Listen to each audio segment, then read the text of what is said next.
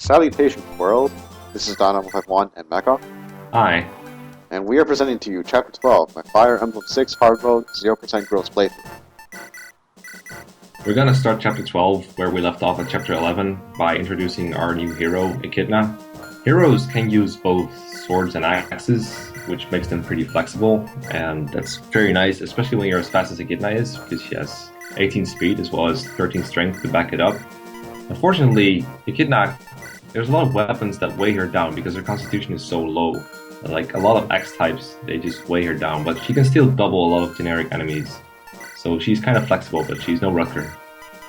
Right, because even though her stats are better than Rutger's, for comparison, Rutger has 11 strength and 17 speed, and his defensive parameters are also worse overall. He still has that meaty 30 critical bonus, so he's a lot better at just outright killing enemies, even though he requires critical to kill most of them.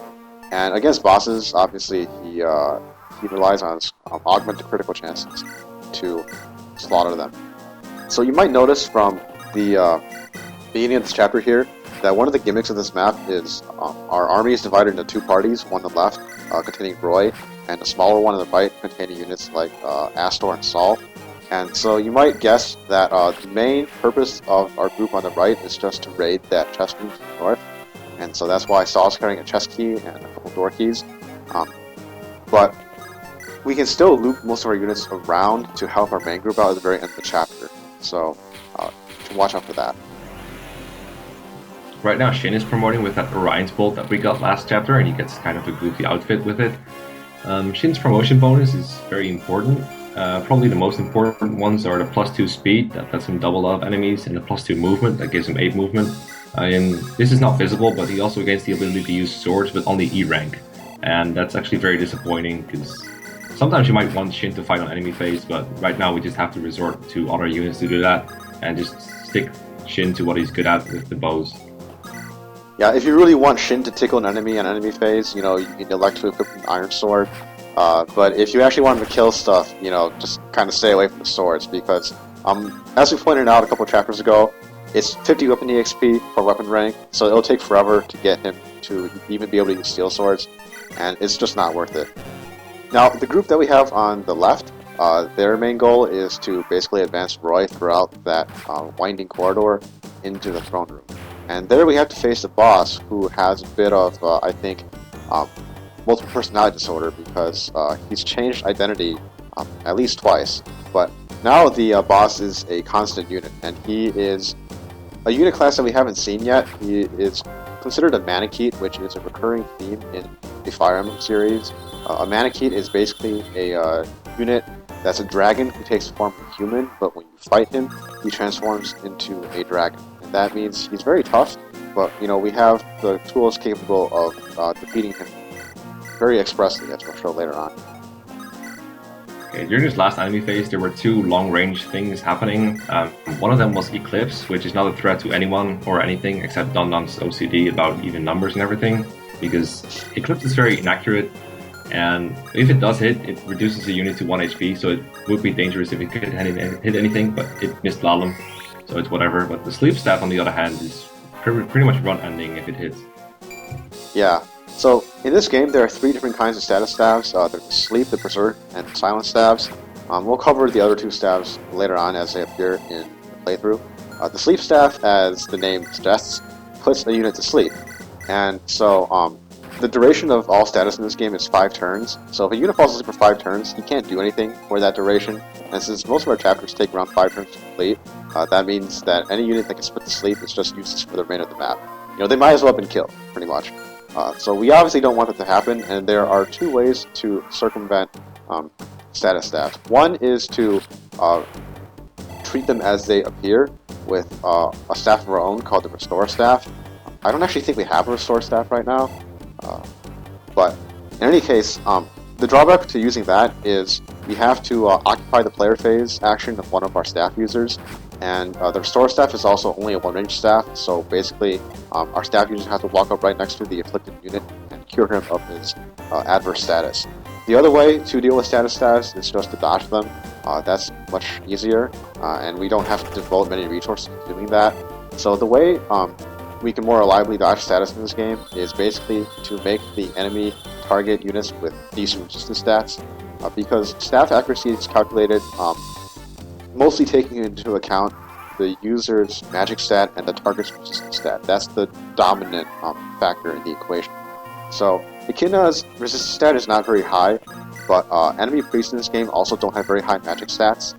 There are certain enemy types in this game with very high magic stats that are going to be spamming static stats later on, and they're going to be very annoying to deal with. But Echidna doesn't have a very high likelihood of being put to sleep by this particular priest, so we don't worry about it too much. Okay, I just want to talk about this winding corridor a little bit because it's kind of annoying. There's a lot of archers and other ranged enemies around that threaten your units, especially Lalem and Roy. If you were to dump them in the wrong place, they would probably get killed. In fact, one of our units almost died, but thankfully he used an elixir and now he's fine. And Shin is even using the vulnerary just because he's so scared of dying. And we also saw a nice trick close to the end of the corridor being deployed. Klain used his bow to counter one ranged enemy so that he doesn't get in the way later, the hand axe fighter. Yeah, he also got a critical hit on the enemy warrior, and then Rutger was kind enough to finish him off with a ranged light brand hit.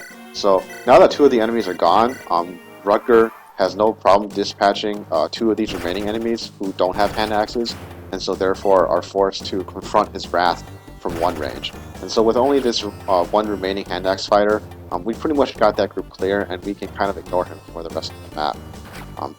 And that allows us to continue carrying out this very lengthy, very elaborate rescue chain, because not only do we have to get Roy, who's currently being carried by Klain, to the end of the chapter, but also, you might have noticed, we're kind of just like moving around Chad for whatever reason over on the left side of the map.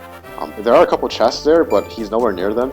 So the reason why we deployed him is because at the end of the map, or near the end of the map, there's an enemy shaman who's recruitable, and Chad is one of two units that can recruit him.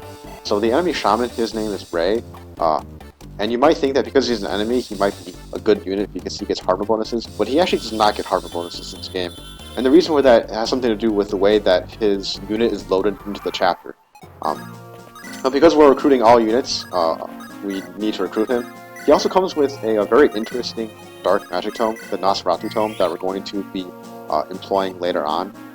And this tome is important because it's the only one obtainable in the game outside of the ones in the Chapter 14 shop, but we don't actually have the time to visit the shop in Chapter 14, so this is the only Nosferatu tome we're obtaining in the game. There's another recruitable character that appears in this chapter if you take a little longer than we do, and that's Cass, the thief that we've talked to before, but since we finished the map before she actually appears, there's no point in waiting because we have more opportunities to recruit her later, but it might be nice to know that she can show up here if you wait long enough.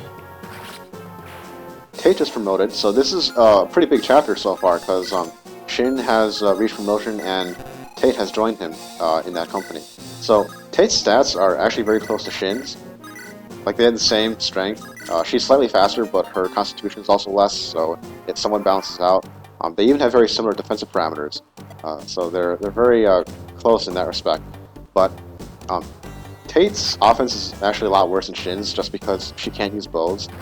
If a unit is relatively weak defensively, we would prefer him or her to use bows instead of getting up close and personal with lances or swords, because of the potential to avoid counters.